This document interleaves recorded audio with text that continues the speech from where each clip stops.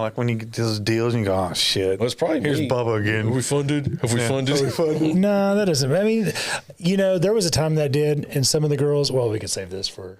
Yeah. Let's content, roll. yeah. All right, Clark, we're about ready. Anyways, 3, 2, 1. Music. Okay. Immediately, we're gonna go back and forth. I think we'll go back and forth a little bit. And we'll,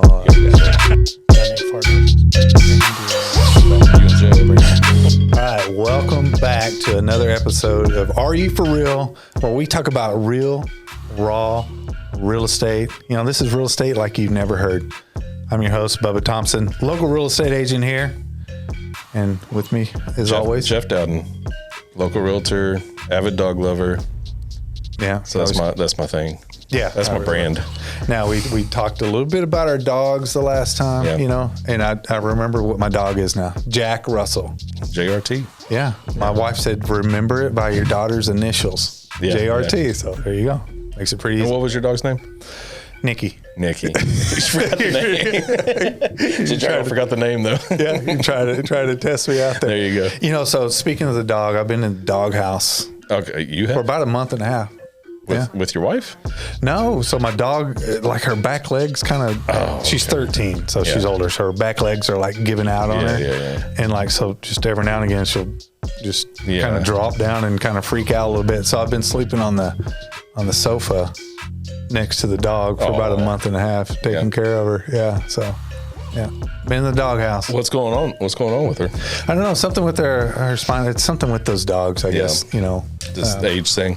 Yeah, and it's an age thing. It's funny you bring that up because we've been dealing with Duder, our Boston Terrier. He had a Name what? Duder Bartholomew. Now, how do you spell that? Duder, and then Bartholomew. Yeah, I like that. But he started swelling on his belly, and so we took him to the vet, and his heart's starting to give out, so we had to get him on some medicine and stuff. So he's on like the equivalent of like lisinopril.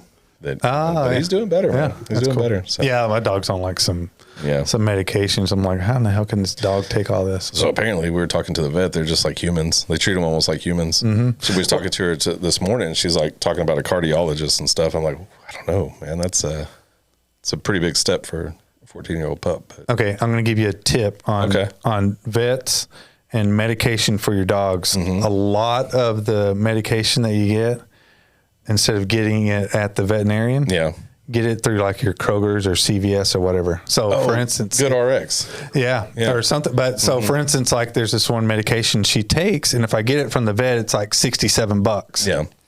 But when we get it through Kroger, it's $17. Oh yeah. Same thing. So do you have do you do pet insurance or anything, or? No. Yeah. I used to sell insurance, and I remember that was a thing. Did you sell pet insurance? No. Yeah. Might be a good thing to have. I mean, vets can be expensive, but yeah. Anyway, as you said earlier, that I'm good at keeping us on track. Real estate. So what's new in real estate for you, Bubba? Oh, we're going to talk about real estate? Let's talk some real estate. That's why we're here, right? Oh man, let's see. Real estate right now, it's kind of wild. I've got some deals under contract. Okay. Right? We're supposed to close next week. Okay. Maybe. Yeah. If they don't find something else. Yeah. Did they FHA? They call you. You got to put handrails. It was FHA. Put handrails on this slide, please. No, so everything, appraisal came back. It's all good, but we did get called out on the vent hood. Okay. Above the stove, not working. Does it just not vent, or is it vent to the attic? Yeah, it's just not. Yeah, it's just not working. The power, the lights and stuff work, but it's the power not coming on. So I got to replace that. So as a real estate agent, we're kind of ingrained in our mind when it comes to FHA and VA walking through. You kind of like chip paint, windows, handrails, like I mentioned. So what's your feelings of FHA, VA? As far as versus conventional. Well, okay. So of course we know cash is king, but I see it in a lot of those like real estate mastermind groups. They're like almost like a fire starter comment, like just get engagement. They're like, what do people not like FHA as much as conventional? And I'm like, obviously it's a great loan type, but it's, your credit score is lower, your down payment's lower, so you don't have as much skin in the game, but it's also got a lot more requirements on the appraisal. So it's just like, as a listing agent, it's kind of, when it comes to conventional, it's kind of raises red flags, but It can, if it depends on the property. I mean, obviously, if you go in, you're selling an older home or something, you kind of piques your interest on FHA. But I've noticed my last like 4 or 5 VAs I've done. I mean, they have been like super smooth. Yeah, and like you look at these houses and you're going, there is no way this thing would pass a VA. And the VA is so lax now. It's like it's nuts, man. It's pretty. I haven't crazy. had a VA in a while, so I need another one. But those have been a lot easier than any termites of them. is like the big one I've ran into with VA. Not like problem with them; they just require the inspection or whatever it is. So. I think when like for sellers and listing agents, like these types of loans, the VAs, FHAs, the buyer has an out pretty much all the way through, and that's where they're not comfortable. Yeah. So it's just like a few more things that you got to go through, and it's not bad. It's easy enough if the property is good and you're working together to solve it. But I mean, like I had one we had to terminate on a couple weeks ago, but there was like this rotted wood deck, and I kept telling the buyer they were in love with the property. I'm like, I'm warning you, like, you're going to pay for an appraisal. You're going to pay for this, and they're going to call that deck. So you got to make sure the seller's willing to take that deck down. And of course, they're in construction, so they're like, "Oh, we can come take it down." I'm like, "It's not how it works. It's a lender required repair, So you got to be on the forefront and look out for that kind of stuff." So that's right, and you got to have a good lender behind you, and a good title company, and a great title company. Is this a segue? Yeah, this is a segue. This is a segue. All right. Yeah. So who we have here with us? We got Sean Kincannon from Red River Title. A lot of people in the industry know him as that, but a lot of people know him as the Penis Building owner. So we'll talk about that as we go in, but we'll talk a little real estate. Yeah. You know what I forgot to bring? A penis from the Penis Building? No. Well, if it's a WNBA game, it's a green dildo. I forgot to bring toilet paper. You think I would be rolling around town with that? But I'm telling you. Yeah, you have been penis in one hand, toilet paper in the other. Well, if you're aware, Doris retired last month. Yeah. And the two common themes of farewell from old and current clients, people brought her toilet paper. And people would write her cards, and you may or may not get this reference. They would write her cards or emails in all caps. Oh, yeah. Because people always thought she was yelling at people because she just preferred to always be in all caps. So I thought that was really funny. I actually got a message from one of the attorneys in town. He said, I fudged up on Doris's card. I said, why? And he said, I didn't write it in all caps. I needed to yell at her one more blanking time and before she yelled at me. So anyway, that was kind of the theme. But yeah, you should have had toilet paper. So how long? So she originally started out at another title company, not too far from where you are at. So how long did she? So she actually started. This is funny. She had I don't know that she ever had a career. And if people don't know, she's my mom, obviously. Yeah. But she never hold on. Doris is your mom. Breaking news. She never really had she worked at TI like a lot of people in the 80s did, and commuted to McKinney and Richardson. And then, life happened. I don't know. I was young. And then she just bounced around different jobs. She got into the title industry as a temp, like through one of those express or whatever services. And she went to work for, were you around when Sherman Title was around? Do you remember Sherman Title? So in downtown Sherman, the election, the election building, is that what that? Yeah. So that was Sherman Title, and she worked for a woman who was in her own right a legend in the industry in Grayson County first. Her name was Margaret Grinwald, and she went there as a temp, and the industry liked Doris as much as she liked the industry instantly. Yeah. And she built relationships literally within her first few weeks with people like Kay Adams, who was a lender, Vanya Griffith, and then old brokers. I shouldn't say any of those people that I just said that listen to this. And I'm not calling them old, but like Janelle, Bill Meek. I did something. I was talking about these old ladies were. Matter of fact, I was talking about the Penis Building. Yeah. And I said these old ladies said something about the Penis Building, and then I realized and then I mentioned the name. I was like, I don't need that. Anyway, she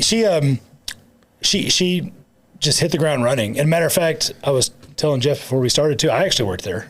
She got me there. I was just running errands, and Did you drive? Was the Sherman title? Yeah. So I was running errands, and back then the takeoffs, we used to call them, or your title plant was built literally with card and paper. Yeah. And so I spent half my day in the basement floor of the courthouse making copies. I thought it was the most worthless thing that you could ever do. And now that I own a title company, it's probably the most vital thing that could be done, at least back then before everything was digital. And, ironically, they entrusted me to do it as a 16-year-old that could not have cared less about any job, let alone that job. But, I mean, I did take pride in what I was doing. It just seemed so boring. But anyway, she worked there, and then she bounced around before starting her own in 2004, which is Red River Title today. And I don't know that a lot of people know this, but I actually worked with her at Chapin. No, I don't think. It wasn't her? No, I mean, I don't guess I knew that. She opened Red River Title in 2004. So was that before then? Yeah, right before then. Okay. So I was a runner with them, and she would give me the mail. I'd have to take. She yell at you? No, but she was always the last one to give me the mail and made me hit the 5 o'clock rush. So as long as I got out of there in time. Yeah. That did that on purpose. I think so. That was in her. Like, I mean, she flirted with me all the time, but anyway, she that was in her heyday of mean. Like, she was mean. She was nice. You must have been cute then. She was flirting with you because she was a mean mom too. I was a college kid. It was. Oh, she liked it. What's funny? That was, she didn't hire me at Sherman Title because she was literally a temp, but she talked her boss into hiring me. But that became like a theme for her. I guess dropping the name of a competitor, Shelly McLemore, she came up to me in high school and said, guess what? I'm going to work for your mom. Yeah. And I was like, that's a dumb fucking idea, Shelly. Like, she's mean. Don't do it. Yeah. And Shelly's been doing this longer than me because she went to work for my mom when we were seniors in high school, and she's still in the business today. But my mom loved hiring. She liked hiring the impressionable people. Yeah. But I think she, in hindsight, like, she loved not just real estate, but she loved specifically title insurance, which is such a, who could love that? Something is wrong. Yeah, something is. Yeah, she's got a couple screws loose, and that's just one of them. But anyway, I think she liked hiring people that had that wanted to learn. Yeah, to this day, she still does. Like, she should be a teacher probably. So she wouldn't go like poach other people. She would get like younger people and train them. Yeah, that's it. I mean, the 2 or 3 established closers that we've hired over the last 20 years, or not just closers, just experienced people, all came to Doris because she also had a healthy respect for her competition, even when they didn't have a healthy respect for her. But yeah, I think she'd just rather train someone, probably because she'd rather train them her way. Yeah. And and my grandfather was one of those, her dad was one of those types that got up at 3 a.m., drove to Dallas as an electrician, and didn't get home till 6, ate his dinner that was made for him, and went to bed. Yeah. And that work ethic is the same work ethic she has. Yeah. And so I think she just likes to do that. What do you think? So now that for Trish in Wisconsin, I don't know if you listen to Smartless, but they talked to Sean's sister. Sean's sister. So Trish in Wisconsin, Sean had bought Red River from Doris recently, like with 2 years ago. 2 years ago. Yep. So we didn't make a thing of it when I bought it. For basically for the same reason we just had her retirement party, because she wasn't retiring. And so it wasn't a secret that I bought it from her, but also I don't think she wanted well wishes. I don't think she wanted, where are you going? What's your plan? She wanted to keep working, and that's really going back to her work ethic. She just wanted to work with customers and close shit. She didn't want to manage people anymore. It was a little sad today because and also for Trish Wisconsin, I saw Sean earlier at a closing. The door, her door, it was dark, and she doesn't know. If she watches, you're going to tell her something she doesn't know. And I didn't see Ellen in there. So Michelle Castle, a lender we all know and love, took Ellen off her hands about a year ago. Before she even planned on retiring. Yeah, they were just talking, and Doris said, Ellen's been here for 10 years. You take her. So for Wisconsin, she had a cardboard cutout of Ellen in her office, and so Michelle took Ellen. But the door's off because we took the couch out of her office to put at the front. Gotcha. And the guy that took the hinges off the door was too lazy to put them back on, and that guy's me. So anyway, so it's kind of like that open door. Yeah, literally an open door. Open door. One more question for you. marketing. So Red River's kind of done it their own way for so long, and now you're trying to mix it up a little bit. See it's changing a little bit. Yeah, Sean and Red River have gotten really big into doing video reels, and he had recently done one where he was doing, I think you said millennial, but it was Gen Z slang. If we're pulling back the curtain on that video, I'm looking at my notes because I forgot to bring them, but I have them. I got you covered, bro. Okay, I'm right here. The pulling back the curtain, because if I had a critique, if people critiqued me on it, like a lot of people thought it was funny, which is great. Thank you. No, it got a lot of engagement. It was funny. But if I had a critique, it was, that's not how millennials talk. And I'm like, yeah, I know. That's the ironic part of it, is that I'm so out of touch that I don't even know who my audience is that I'm claiming is my audience. Whoops. Millennials. Yeah. And so, I mean, that was, I guess that part didn't land, that I was so out of touch. Okay, so let's okay. What do you have?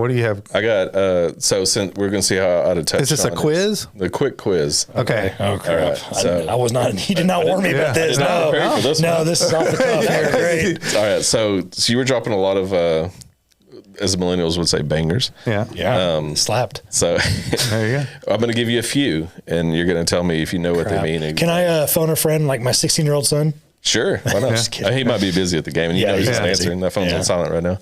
All right, so here we go. So you did slaps. That's really good. All right, here we go. All right, so mid.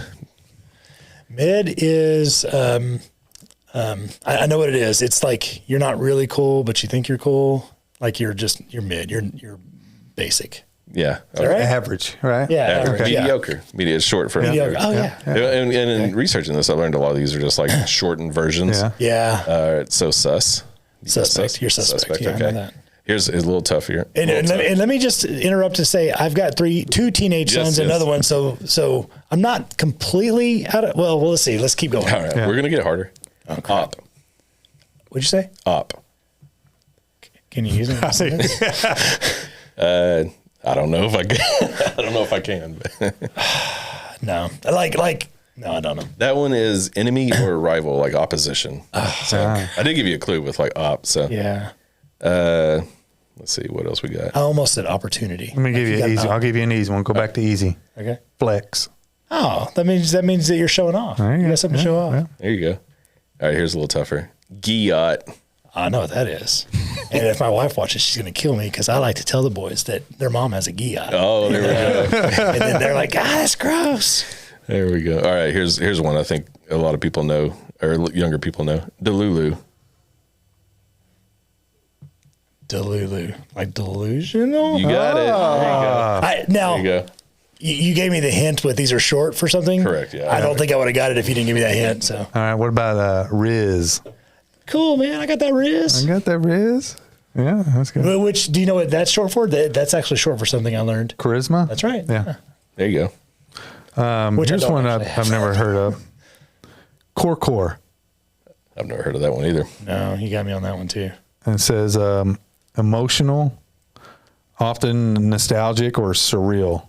Man, core, I feel like I live down to the core, I guess. I feel like I live in, I don't know what's going on with my age, but I feel like I live in the core right now. Like everything hits with nostalgia lately. Being in this building, all that stuff. So, bussin'. Man, everything's bussing. Man, this water right here bussing. This one's fun. NPC. I know what that is. Okay. But also there was an entire movie that was funny that revolved around an NPC. So the Ryan Reynolds movie, he was an NPC. So my kids probably think I'm an NPC. It's like a gamer thing. Yeah, and my kids really aren't gamers. They play, but they're not like addicted to it. And so, but yeah. And for Trish in Wisconsin, it's non-playable character. Yeah, so I didn't even know what it stood for, but I knew what it was. Yeah. Okay. Yeah. What about Yassified? Yassified? See, I don't even know that one. No, you got me on that one. All right, it says glamorous, over the top transformation. Oh yeah, that outfit yassified your whole look. Dang, well, there's probably a reason I haven't heard that because no one's said I've yassified anything. All right, let's do one more. Yeah. All right. Okay, this one's good. Cap, no cap. The truth, no truth. You know what I mean? Lies or no lies. There you go. And that's a big player in our house. Okay. I mean, that is, you get two teenage boys in the house, and one says, you you're supposed to put the dishes away, and he says, I thought Charlie did it. And cap and no cap. You know what I mean? Like that's a big player. What did we? So what would be the equivalent for us when we were? I say us, like I'm a little bit younger. Man, what did we say? I think just like awesome, bad. Yeah, bad. You know, bad mean bad, one. not bad mean good. Yeah. Or whatever. You know, what I mean? bad was one. Rad. I just thought of one. We used to say like a mug. You know, that was that was a thing. We should bring that back like a mug, but we don't. And I don't even know what that ever stood for. Well, I said it. I was just as you were saying that, I was like, oh man, that's crazy as a mug. I think the MF, like crazy. Yeah, That's what I was thinking too. I think you're right. Yeah, it was like a shortened version. Yeah, like a mug. And then there was right when I said that, there was another one that popped in. But we said like a mug a lot, and we said I guess I do remember my mom getting on to me when I would say something is bad. Like, what does that mean? Why is it bad? No. And Michael Jackson had a song. Like, surely these old people knew. Like, right? Yeah. Anyway, I don't know. I'm sure there was more that we said that we're not real proud of. No, I think a reason why we probably can't think of them because they're just so common to us. Yeah. Right. Yeah, because we completely changed pop culture. Yeah. Well, we're all Gen Xers. Right? We all kind of came up in I'm elder millennial. So I'm barely Gen X, and I try to hang on to it. I got like a year. I'm like trying to like keep myself under that. Just I don't know why I feel like I want to be Gen X, but I'm at the very end of it. So I think I'm Gen X. You're definitely Gen X. Yeah. I mean, I give you shit for being a boomer, but you're really Gen X. Yeah, around the middle there. So, what else are we talking about today? I know we're talking a little bit about title company. Any crazy stories like what's the wildest thing? Like, I mean, you got yourself in the middle of a title company closing. I mean, I'm not talking about, I've heard stories about, money being transferred, thousands of dollars to, fraud. Fraud is like not to bring down the room, but it is a very freaking. I know it is. It's like I've had it happen in a deal, Bubba. It's so scary. No, I think not my client, luckily. Yeah, no, it's happened. I think we talked about. We got bit once, but we were able to recover before an actual. Well, I lost money in curing it, but not losing sellers' proceeds, or it was actually buyer's money. We got all the way to the point where we filed a deed that was fraudulent, and I wired the money, but caught the wire. We literally discovered it as the wire was in transit. So you that's a big thing, like in the news, the deed. And I will say every title company in Grayson County has literally been bit. Like I literally have had 2 instances of fraud just in the last 2 weeks, but we caught it early. When I say bit, every single title company in Grayson County has lost money due to a fraudulent transaction. And if you pulled back the curtain, probably 75% of title companies in the country have, because it is that prevalent. So what do they? I mean, when they're frauding on these deeds, like. Are they just saying, hey, I need this title work done? It comes in so many different forms. So the one that literally happened this week, it was a lot in Pottsboro. Simmons Shores. I'm just guessing because those things out there are just nuts. Highland, same. And that's something that we should probably figure out a way. So insulated. Me and those same friendly competitors actually share with each other when we come across things that are even potentially fraud. Then on a larger scale, and I think almost every title company does this, we also share with our underwriters, who then send out either regional, state, or national bulletins, depending on the type of fraud it is. So but it comes in different forms. So just this month alone, we've had our emails are secure. Our server is secure. And I would say every title company probably is. Maybe there's some small ones that don't spend that kind of money on cybersecurity and stuff. But once an email leaves, just like anyone else in the world, it's free game, right? So if I send an email to a Gmail or Yahoo or Hotmail account, those are the least secured. I have a hacker cousin who tells me if you tell him you have a Ring doorbell at your house, he can be in your email and Amazon account in 5 minutes. So it's terrifying, right? So once those emails leave, get yourself a hacker cousin. Well, I would truthfully, if I can give advice, I would say, because there's so many, and I don't even know either one of y'all's emails off the top of my head. So many realtors use Gmail. That's probably the most common outside of brokerage emails. Gmail is the most common. And I'm here to tell you, Gmail is the scariest. And I hope I don't get sued by Google for saying this, but it is.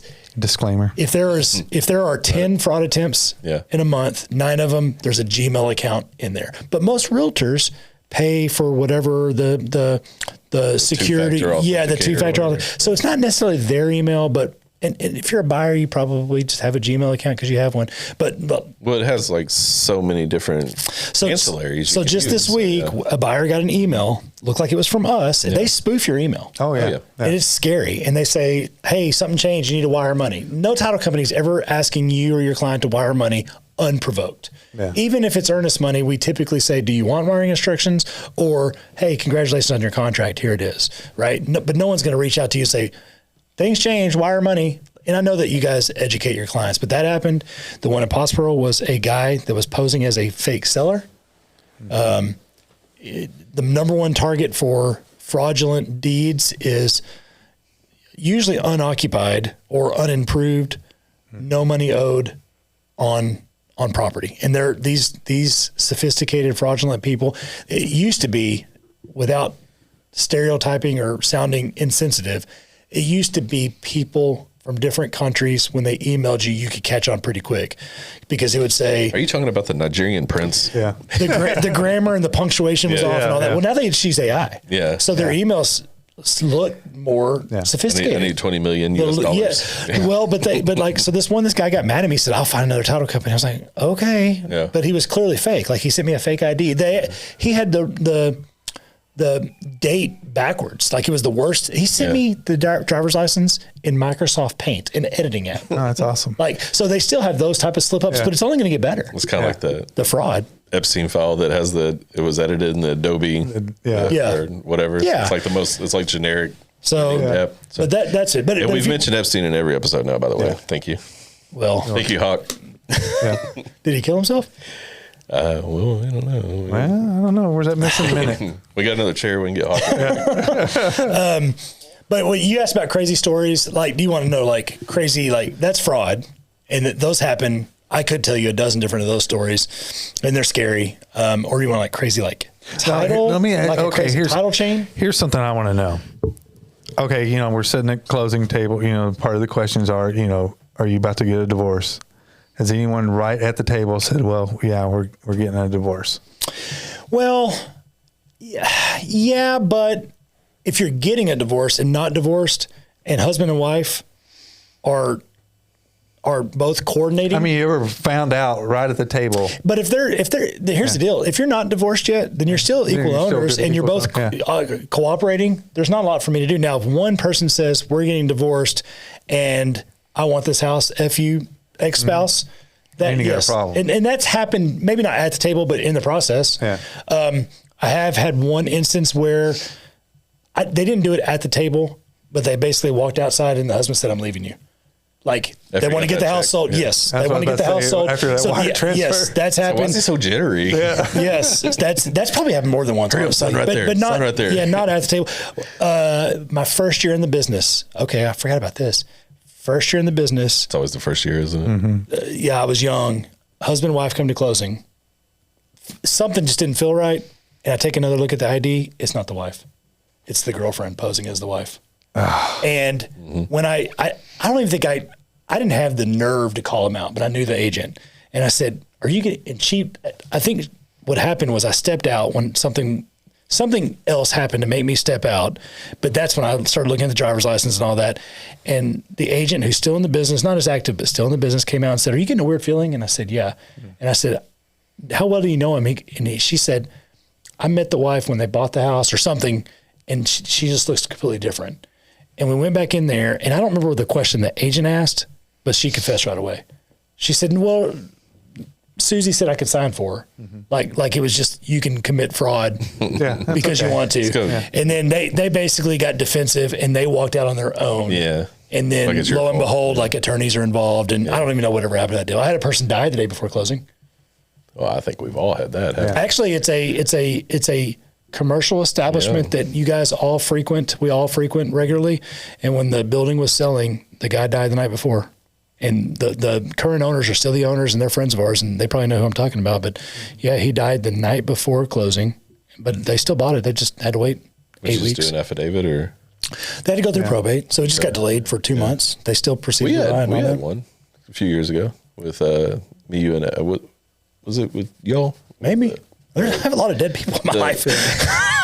I mean, I see dead people every. It was me and Evan. day. We had the affidavit. We had to do an affidavit airship. Yeah. I had 4 last year. Okay, I've 4 got or one. 5, maybe 5. It's So you're like regular. the Black Widow of real estate then. Yeah, I'm telling, dude, I don't know what happened. It was just boom, boom, boom, boom. And I had one, and poor lady, the husband died, nothing's done. So we're doing affidavit airship. He had 4 kids. Oh. I mean, these kids were like Yeah. 60, Like, oh shit. 60 years old, right? So, and he never had anything to do with them. And, and she had to split all that with him. And I can't tell you how many widowers will say, well, he disowned them. It doesn't actually work that way. And this lady, she couldn't understand that. She's like, why did Okay, so I'll tell you. Yeah. So speaking of crazy, I'll tell you one. This exact same scenario. Husband and wife get married literally in 1982, maybe 70s. No, it was 70s. They bought this house in 1983 together. Okay, she had 2 kids prior. He had a couple prior, and then they would have 1 or 2 together. Okay, they never did a will. Either one of them. She died like in 2010, 2015, something like that. More than 4 years ago, less than 20 years ago. Yeah. He died this past year. So the agent calls me this week. She may be watching, and I'm sharing her story, but not any details. So wife died 15 years ago. She had, but when she died, so again, she has 3 children, 2 from her prior marriage, 1 with the husband she left behind. So when she died, her 2 sons from her prior marriage were both alive, which means part of the deal with probate is you have to inherit it. Mm-hmm. So if you have a child that dies before you, you didn't inherit it. Well, this one survived her, but he would go on to pass away. Okay. He passed away with no children, no spouse. I have to write all this down. It is. It's like the meme with the guy from It's Always Sunny. It becomes that. But here's the crazy thing. So the other son is still alive. Her other two of her 3 children are still alive now. But the one that predeceased her, if you die without a will, it starts with either spouse or children. It's kind of 1A, 1B. Depends on that circumstance. Well, he died without both. So your next line of succession is your parents.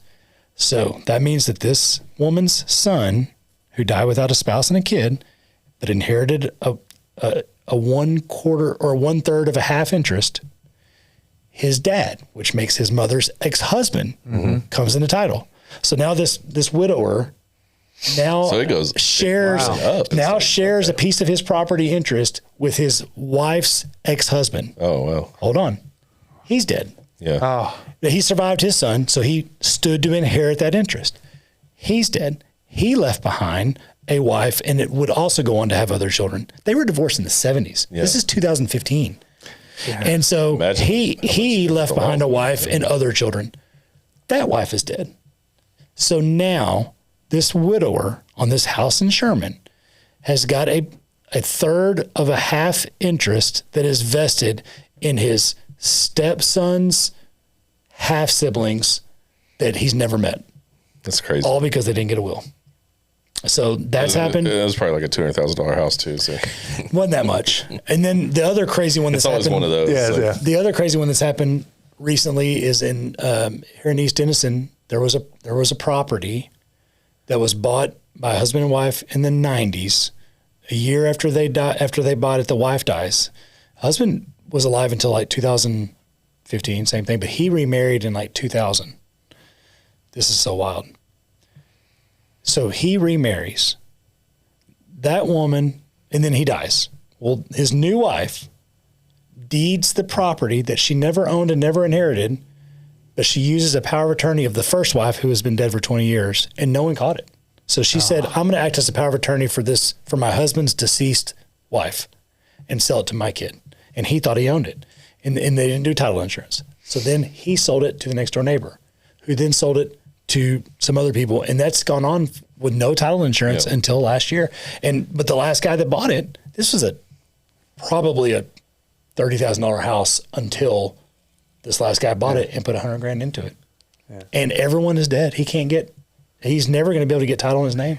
Oh, wow. And, and that's why you get title insurance. If I was talking to realtors, we all talk about estate planning, but I think that realtors need to talk about estate planning to buyers more so than sellers. Yeah. If you are representing a blended family, I don't think it's out of bounds to say, hey, you own something expensive. Get your shit in order. Yeah. Like, I don't think they have, to this day, it's 2025, and people think their spouse is their heir every time when they have kids from prior marriage, and it's not. Well, I think a lot of people feel like they're intrusive on their, but I would say you can't be, especially when you're representing a buyer. Yeah.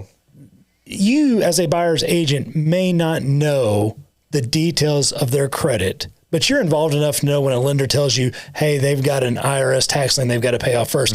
It doesn't get any more intimate than that. Yeah. So going the next step to say, hey, I know you guys have kids. Unless you're an accountant, then it gets real. Yeah. But I think real spicy. I think that's been my soapbox lately is we can't be afraid to tell these people. Yeah. I mean, today, the buyers of your deal,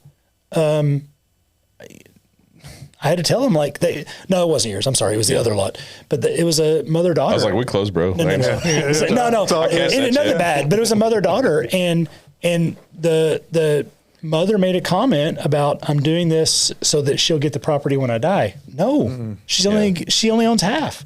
So whatever your estate planning should be is important. And so next episode, we're getting an estate lawyer on. So yeah, really, right? We went from Are You For Real to very informational. Yeah, I didn't. Yeah, this is really deep. But that's something we no. I mean, it's okay. I want to. So let's flip it over. You deal with a lot. I'm gonna have some alcohol now that you talked about a bunch of dead people. Let's get the whiskey out. You deal with a lot of realtors. Sorry. What is high end chair there? Some of the craziest shit you've seen, like a realtor pull or try to pull? Let's go with try to pull, because I feel like, let's keep it real. We all, as it says, Are You For Real? We work on commissions, so I mean, sometimes we be charging them credit cards until that deal closes. Like, what is some of the crazy shit you've seen that man? Because I'm sure they tell you, because you're like the. I mean, I had one that's going on. It's good, Sean. It's good. Where there's like a deed overlap. Yeah. And we tell the listing agent they didn't get title insurance when they bought it. Get fucking title insurance.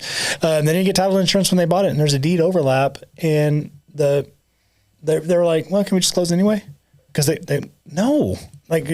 So we get. I don't want to say, and this isn't always just what you think, like a realtor that needs money, like that's been working on this for a long time or in debt. This is just like a lot of times a general not understanding of the gravity of what we're dealing with. Like I can downline, years down the road to come bite you in the ass. I mean, I'll tell you, this isn't like the craziest thing, but probably pet peeve. Let's see pet peeve. Yeah.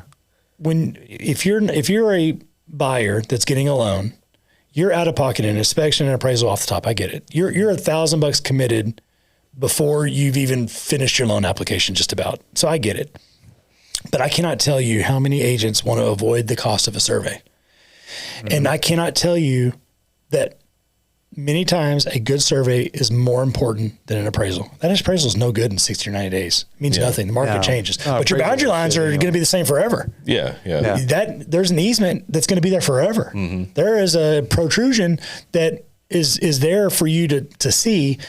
And I'm not talking about reusing a 4-year-old survey that nothing's changed. I'm talking about this survey was done by a surveyor that died in 2002 and was hand drawn, and he didn't even put the street name on there. And I will get agents that will just, I'm gonna take it to another title company. Okay.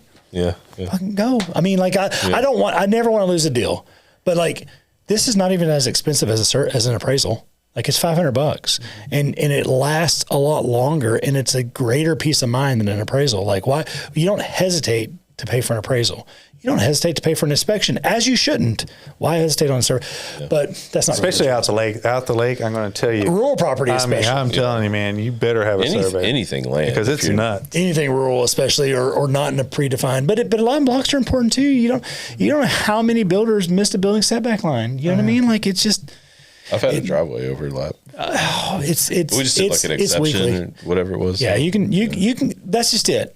On a VA? Sometimes you find something, well, and going back to the conversation I was listening to you guys at the beginning, I would tell you right now, if you're a listing agent and you get presented a VA offer, I wouldn't hesitate. No. I would take a VA offer that's equally as strong. I would take a VA offer that's equal to a conventional all day. And the reason why is VA pre-approved borrowers are as sound as any conventional guy because the VA doesn't fuck around, right? Doesn't mess around, excuse me. And if they're pre-approved, they're good. And not to mention you're selling to a veteran. Yeah. There's got to be something cool about that. Yeah. But, I get those complicating factors, but I would take a VA pre-approved borrower over any other. Done so much quicker. I mean, 2 weeks, we're done. I'm like, whoa. Yeah. Well, I think there's something about, and this is a lender thing, there's something about a pre-approved VA borrower versus a regularly pre-approved borrower. Well, I think when we were talking about it, I was mentioning FHA more, but I think the biggest thing is a VA for Tristan, Wisconsin is it can be a 0% down. Yeah. So a lot of people have the misconceptions like that person doesn't have money because they're not putting money down. Yeah, that is a big misconception. Yeah. It is a big misconception, but it's a misconception for a reason. Yeah. So, and a lot of them will put money down just to buy their. Yeah, I had one. He put like $90,000 down. I've seen a lot of VA and FHA borrowers that would otherwise look like they would be conventional borrowers based on their down payment and stuff, but either the credit thing or just the benefits. Also, VA lenders, forgive me, other lenders, I think are more apt to set up their borrowers accurate escrow account. So in other words, they have a VA disability and homestead, whereas a conventional one says, let's set it up at the most first, and then we'll adjust it after your first year of payments. And that's doesn't do the veteran any benefit either. Man, I got off topic. New construction. Don't plan on those taxes there. Yeah, we were talking about that. We dealt with today. We kind of reversed it though, didn't we? Yeah, you had we're allowed to say. Yeah. I mean, it was a burned down house. I mean, you never know. Much like someone selling their parents' house, you never know how those things go. She seemed like she had come to grips with it and was okay, but I mean, those are hard sometimes. Yeah. I mean, those are hard. Those and people selling their parents' house or grandparents' house, those are tough on me. Well, I had that last week, and it was 4 children, and it was, luckily I had some sound minds, and I mean, it's an emotional thing, so. I had one like 10 years ago that was, it was a commercial place, and I could say the name of it, and probably a handful of people would know, but it doesn't matter. But it was a long time business, and the buyers, there was agents involved, and the listing agent representing the seller. So it was grandma. Mm-hmm. Grandpa had died, business closed. Now grandma's selling the building. The listing agent was the grandson of seller. Does that ever pique your, like when it's like a agent that's related to him, you're like, oh. I mean, if you don't know him, Yeah.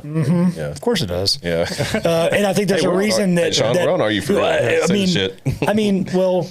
don't know if you know that it wasn't always a law to put in there that you're related. Yeah. Correct. And if you knew, you wanted to say because you wanted to warn the other person, like, hey, they got invested in. But anyway, on that specific deal, the buyers knew. Even though they had their own agent, the buyer's agent and the buyers also grew up in the same community. So they were close with the same family.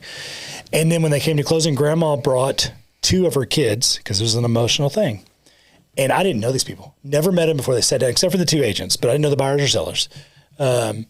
And they all came to closing together as cash deal. And I look over, listing agent and the children of the seller were in tears.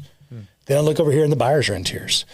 And I'm a softie. So I'm like, I'm getting a little, and I kid you not, this 80-year-old grandma says, the hell y'all crying for? It's the best day. I've been waiting for this day for 50 years. She just could not wait to sell it quick enough. So, you kind of got both ends of the emotional spectrum on one transaction. She was so happy to be selling that thing. So, and that created her ass for 60 years. I think it was her husband's business. She didn't give a shit. She wanted to get done. She wanted that money, which I don't blame her. Yeah. She's going off into her twilight years. Yeah. Like ready. I've closed several of those too.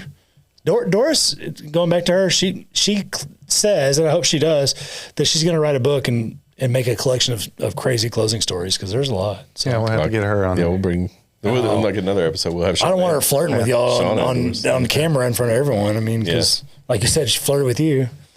Well, I mean, that's Jeff. I'm an elder millennial. Irresistible. You're too old for her now. I'm too old for yeah. No. Well, there's so many young kids in the game now. I'm like trying to stay cool, and I can't. I was talking to another contemporary of ours in the business, and her and I she's an agent, and we got in the business at the same time. And it was literally in the past 2 weeks, we were talking about, we're taking over. We're all these old people in the business, and now we're those fucking old people. Yeah, we are those people. It just drives me crazy. Anyway. But it's a pet peeve. Yeah. But I love this. You know what I mean? Like I do. So I still am fired up about it. I still enjoy getting up and going to work, even though I've been doing it for 20 years. I haven't lost that. So and those adventures are good. And I tell people all the time, and you two are, and I'm not just saying this because I'm being recorded and was invited here. Yeah, yes. But working with willing and able partners makes even the hardest transactions easy. Mm-hmm.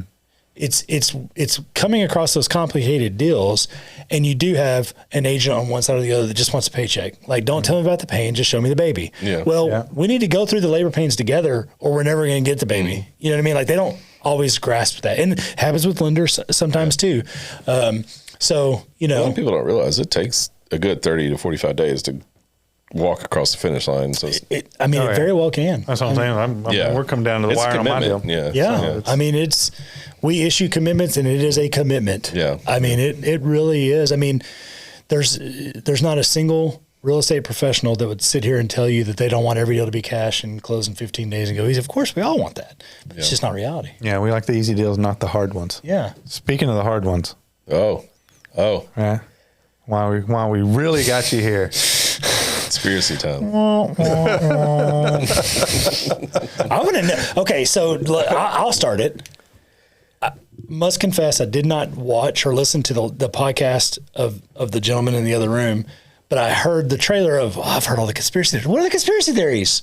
Funny story. I woke up to a text from Sean. He goes, "Are there conspiracy theories?" And you had posted it before I woke up. Yeah. And I was like, "What's going on?" So sorry. I went on, and I'm like, well, I go, apparently you watched the video. I was like, I don't know. So I want to know what they are. I think Hawk knows the conspiracies. Here's the whispers. Isn't that right, Hawk? So let's explain what we're talking about, right? Sure. So, the Penis building downtown Denison, it's a kind of a famous cap shot in picture of it, right? Yeah. Boom, boom. There it is. It's a penis all over. All over it. So, it was sold. I bought it at the end of this past year. Yeah. Another agent that you guys know very well. I'll just tell you the full story. So he posted a video, and we all laughed. Yep. And you talk about my engagement video. His was, quintillion times better, and it was funnier and diligent and a lot of innuendo. Yeah. Really? Yeah. But another agent came to my office, and I said, "How about that video he did? Isn't that funny?" And she said, "Yeah, that video is funny. He was really creative." And then I was like, "Man, that building is cool." And she was like, "That building is cool." And I was like, "I'd like to see it." She goes, "Let's go see it." And then we went and saw it. Show me yours. I said, yeah. I was like, "Is it a grower or is it a shower? Like, which one is it?" And we went and looked at it, and I said, "Do you think a title company would work here?" And of course, she's an agent trying to make a sale. She's like, "It would be perfect." Yeah. Could you imagine the marketing? Yeah, rock solid title coming soon. Well, y'all used to have the logo. The kind of. I know. Yeah, if you've ever, you need to cap shot in our old logo and see if you can find. There's a. Okay. So I didn't know about that. Yeah. Okay. Doris found a stupid freaking it's not stupid. It's cute, but it's I think it was like a clip art picture, and it's a house. Yeah. Okay. And there's a door, and whoever designed this little door put a little, what do you call the windows above a door? Like there's not a dormer, but it's kind of like a dormer. Yeah. Okay. But it's a triangle. Yeah.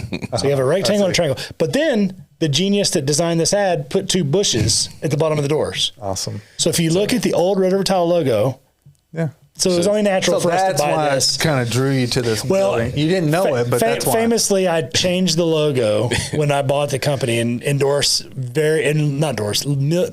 hundreds of people said, you got rid of the penises in the logo and then you bought a penis building. Even more conspiracy. Yeah, there's the conspiracy. There we go. What do we got? The innuendo worked. Damn. What do we got going on? The subliminal messages. But anyway, so I bought the building and Dicks have just followed Sean through his life, apparently. So Got a complex. it is. I got to compensate. All right. So you go through. So I bought the building. Yeah. And let me just sidebar for a second. In talking to that agent, and you guys can share who it is if you're supposed to. I won't if I don't want to.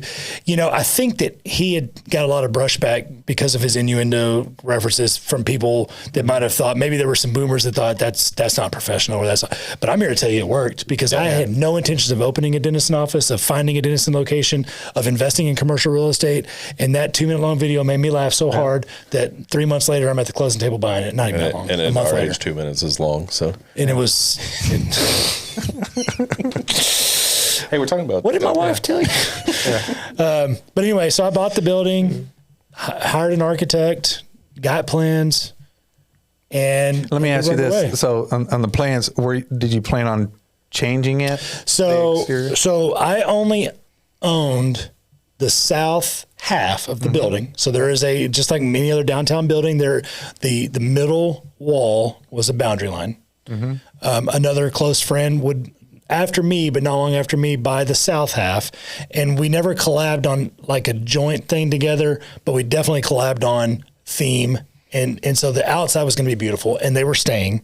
That's a question that people were asking up until the day of the incident. They were absolutely staying. We actually, you may not have even known, we did a very informal survey. And I have the first rough set of plans. Was it written on a napkin? They were squared. No, this was professional plans that were squared off and they were taken out. They were there, but they were disguised. Okay.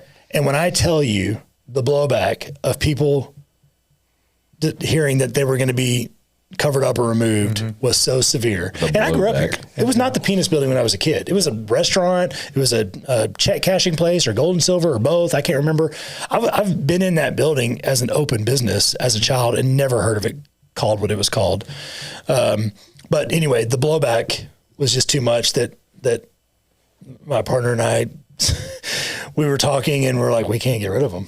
Like it would hurt. It would hurt that. So anyway. Oh man, the puns in this one. So I wanted to put the gutter downspouts at the tip, but that we got nixed, and we were going to get Christmas balls.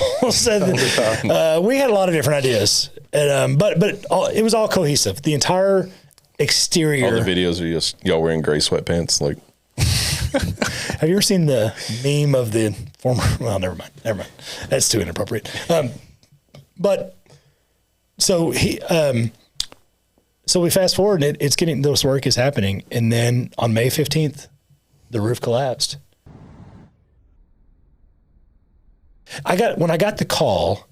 You were downtown. Did you hear it from like 3 blocks away? I heard. No, people, we got a call. We were actually in here. Oh, got a call. Not my father-in-law, but someone at his office, which is 2 more blocks away, so 5 full blocks away, heard it. Okay, and I got a call that said the roof collapsed, and I thought, oh, that sucks. I didn't know the severity, and I pulled up, and I tears came out. I was like, because I knew right away. Yeah, like there was no, you can't. Yeah, these this. old buildings, man. Yeah, it's just, and so it was just devastating. I mean, I bought that building because it was that building, and I cannot tell you how excited I was for what was going in there, how it was going to look. It was definitely going to be another office for us, but it was also going to be something for the community. I was going to put yellow jacket, the one side had butterfly wings. And so it was getting painted. Those are going to go away. So we talked about instead of putting back butterfly, we talked about putting back yellow jacket, little wings. So same concept as a butterfly, but yellow jacket, it's right there. We were putting, we were going to build an exterior staircase. It was going to be blocked off from the public, but we were going to sit on the roof and watch fireworks every 4th of July. And we were there's some space behind there that we were going to be able to have like, the guy that owns the north half was going to put a very cool concept. I don't know if I should say, but I guess I was. He was going to do a juice bar, and it wasn't like a nutrition one. It was going to be something to it. It was the concept sounds cool. I didn't ever see the drawing of it, but it was going to be meant for like high school kids, like a place they can go and hang out, like the hop. Yes. Saved by the Bell. something. Exactly. Like that was what it was going to be geared towards. And I mean, how cool would that be, to have, high school kids have with a decent place to hang out that's safe, and, anyway, so it was going to be great. And I went over there and I saw it. I was devastated.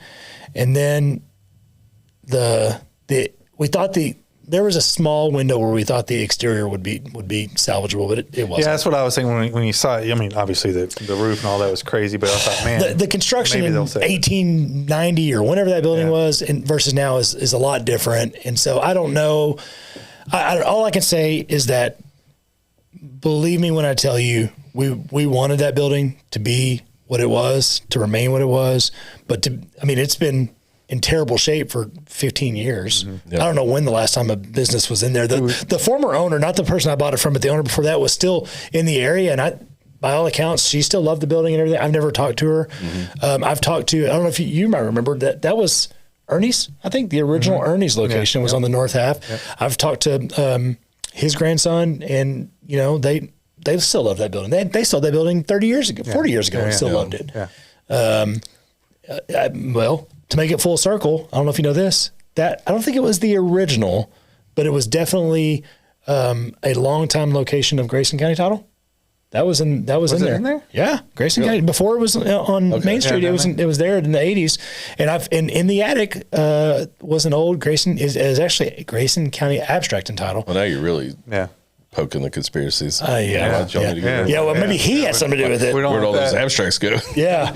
No, I took the sign down to him before all this happened. So anyway, that is the story. And then the second time I cried is when it had to come down. I mean, I don't mind saying it tore me up. So who was your building inspector before you bought it? I'm just kidding.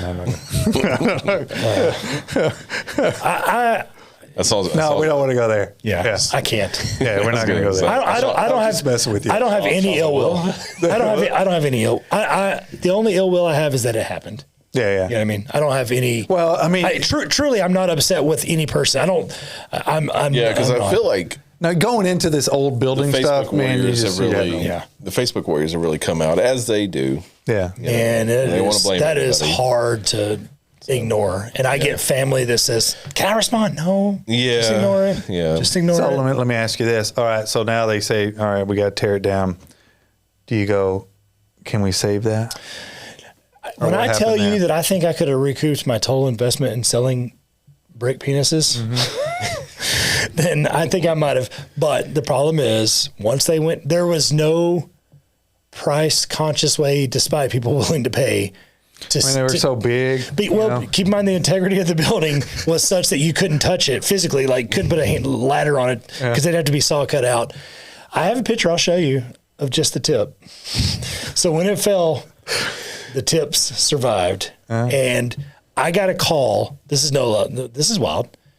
So the demolition company was responsible for, the city kind of mandates the way you dispose of refuse, and we took but the demolition company and I and the city all coordinated, and the other owner, and there was a way to I guess you take brick and concrete to a recycle reclamation or whatever, and that's a little bit more effective than a city dump. So anyway, this is coordinated by licensed professionals, and the completion was last Friday, and I got a call Monday or Tuesday of this week from let's just say a museum. It's not really a museum, but kind of like a museum, but a legit contact at a museum. And that person said, "Are you selling these bricks?" And I was like, "No, they've been sent to a reclamation because someone's selling them." I said, "What?" So I called the demo company. I said, "Are you blanking kidding me? Like, I paid you. You're not making money off my property. Yeah. Like, if you didn't take it to where you said you're going to take it, then you've violated our contract." And according to him, he's either saying that they're lying or that maybe someone came in the night and took some. But he's claiming that no one in his operation is doing it. And I got no reason but to take him at his word. I mean, the demolition took a week and a half. So could someone theoretically have backed their truck up? Jumped up in. Yeah, I mean that definitely could have happened. Pull up your phone, do a search for brick penis. I wish I could say the guy's name because the person that called me gave me the guy's name and phone number, and I was like, "Hey, dude, you don't own that stuff. So if you've got them, bring them back to me." Yeah. You're buying if you get approached, you're buying stolen merchandise. They're not for sale. The tips. Stolen dicks. The tips are not for sale.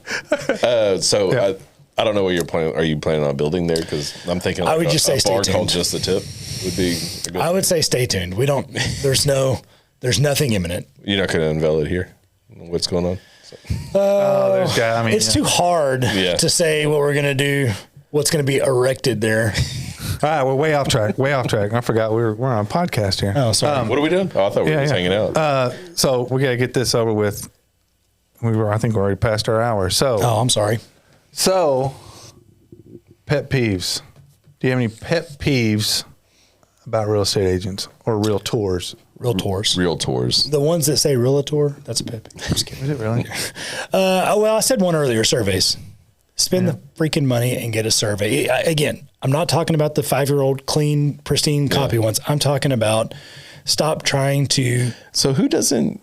I mean, if it's a finance loan, you have to have a survey, right? But my pet peeve is that they all try to use the old existing one that they Xeroxed in. Yes, and surveyors technically copyright their surveys, right? Yeah. So get that piece. So if you have an issue after you buy your house and you go to your surveyor and say, "Hey, my neighbor says the boundary line's over here," and they say, "I did that survey for Bubba Thompson, and he sold that property in 2018. I don't have to talk to you." They have every right to say that, and you can't do a damn thing about it. Well, as a matter of fact, I think I had a previous survey that I did a deal with you, and you saying, "Hey, you got to contact the survey." Yeah, I will. I don't have a problem accepting existing ones, but I have a problem with people trying to that's the wrong word, but trying to talk everyone into using one that they know is probably not inaccurate. What's the word? Mid. Yeah, mid. Yeah.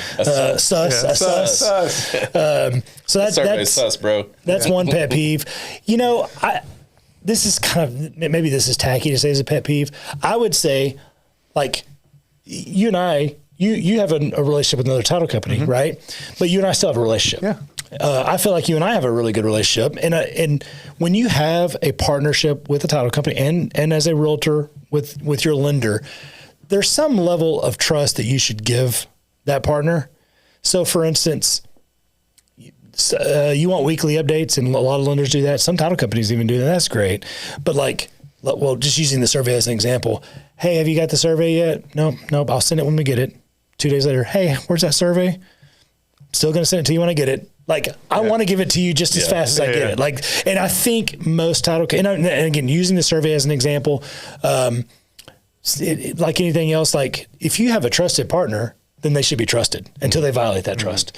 And so I think, and again, I also get it because you are 100% commission and you don't get paid until the deal closes. But you should know I don't get paid till the deal closes either. Yeah. No, so nobody in this business does, really. Yeah, I mean, it's not surveyors. As a business owner, I would say now I have 20 employees, so my 20 employees are all salaried, right? But as a business owner, I'm 100% commission too, right? In other words, if you stop using me, I'm not getting paid. Yeah. So I have an interest, and I'm kind of speaking for title companies in general, in building that trust with you. So I think, if you have a specific issue that's going on, obviously stay on top of that. But if it's just a normal course of action and everything is going well, just trust and I think I'm speaking for lenders too, trust them to tell you when you need something. That doesn't mean sit on your hands and do nothing about it, but you tell your buyers same thing, trust them. I'm telling you that I have a relationship with them and you trusted me. It's like that old adage, no news is good news. Sometimes, I had a closing, my 9 a.m. closing today was a 70-year-old man. It was great. He goes, I didn't hear much from you. I said, there wasn't much to do. Exactly. And he said, that's good news to me. Yeah. And that's exactly how I hit a cash buyer. And then that's when they get on the internet and be like, we make too much money. We got to do it this way. Listen, I'll say this, and I'll look in the camera. They did not pay me to say this.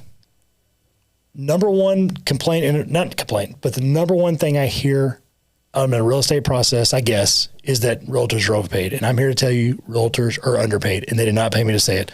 Bam. It is. I think lenders are properly paid. I think they're probably, maybe Michelle and Lynn and all of them will kill me for saying this, probably the best compensated. But of course, they work. That's a really hard job. I wouldn't say it's harder than yours. Yours is the hardest. But lenders is really hard because you got to talk about the difficult subject. Yeah. Right. But a realtor's job, I think nobody knows exactly. We wear so many hats. Well, and that's just it. And we don't like our sellers and our buyers. Some of the shit that happens that they don't really need to know about, you know? Oh, so Like much. we don't disclose that to them, like, you know, all the shit that's happening in the background. Yeah. You know? So let me just. And that's why they think that. Let me just tell you this, and I may butcher this, and there's probably an attorney watching that'll bang their head on their hand on the dashboard for saying this. In Texas, a buyer and seller for any good, whether it's real estate, a car, this coffee table, a buyer and seller can negotiate the transaction directly. That's perfectly legal, and it's legal binding. It's called an arm's length sale. Whatever it is, I want to buy this chair or this table from you, and you can sell it to me. Okay, but to broker a deal in Texas, if you want to broker a deal, you have to be an attorney. You have to be a legal, legally. What's the term I'm looking for? You have to be a lawyer. Yeah. Okay, I'm stuttering. I'm sorry. Topo Chico. They'll get you. Except Topo Chico. Except for a real estate transaction. Yeah. Where brokers in Texas, real estate brokers, real estate agents in Texas are the only party that are allowed to negotiate a legal binding contract and not be an attorney. Does that make sense? So literally buyers and sellers, when you hire a real estate agent, they can't give you legal advice. So I don't want to pretend like I'm saying that's what realtors do, but they are literally saving your ass from getting sued when they're negotiating a contract or working you through a contract. That alone is worth the price to do business because they are negotiating a legal binding contract for you, not just to get you a house, but to keep your ass out of court. Well, I think the comment section is always like, oh, I got a contract attorney that'll write it up. And I'm like, yeah, but that's like one thing. You know? That's the cherry on top at the end. That's not the hard part. Like it is. Title has a contract attorney. Like you don't even need that really, you know? So. And you guys have like Trek has an attorney, but that literally is an 800 number that you have to call and get a call back. GTAR has an attorney who is local and he's great, but he's got a vested interest. When that buyer calls contract attorney A and says, what do I do about this? The contract attorney is not going to tell you what to do about that. You know, no.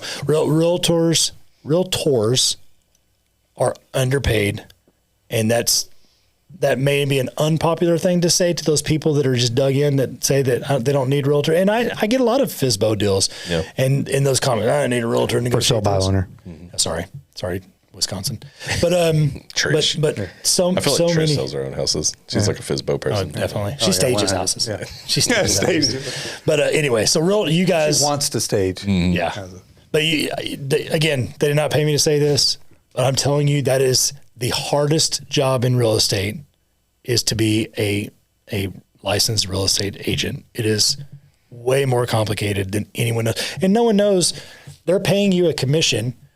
They have no idea that you're paying. That's not your paycheck. Yeah. That is your pre-tax money. That is not your dues. That is not your business expenses that you've put into it. I had a deal today, $100,000. So 3%, right? So that's $3,000. She told me she has a broker split, like anyone would. Did you see the disbursement I see the splits. Yeah. You want to know what brokers pay the best? Yeah. Just kidding.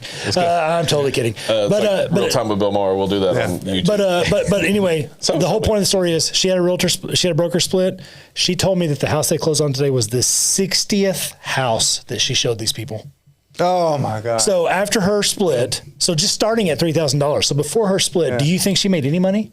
Probably not. None. There's no way. If she spent 3 months with them and showed them 60 houses, she lost money on that deal. And that's way more closer to the norm than I think what you guys deal with than the cash buyer. It was like with Lynn the other day on the other one, he was talking about $1 million this. I'm like, we don't sell $1 million, bro. Like, he lives in Lake Kiowa. Lynn Reed lives in Lake Kiowa. Lake Kiowa behind the gate. As he's watching this, he's on his pontoon boat. Well, I just hope he got invited to that party. I just really pulling for Lynn to get in that party. If you know Lynn, he went to the party uninvited. Oh, he did. Yeah, he did. I'm sure. All right, we gotta get out of here. We gotta get out of here, dude. I appreciate it. Hey, this is a blast. Yeah. Y'all want to talk about things other than penises? Have me back. All right. On the next episode, Are You For Real? Or more penises. It's a hard subject.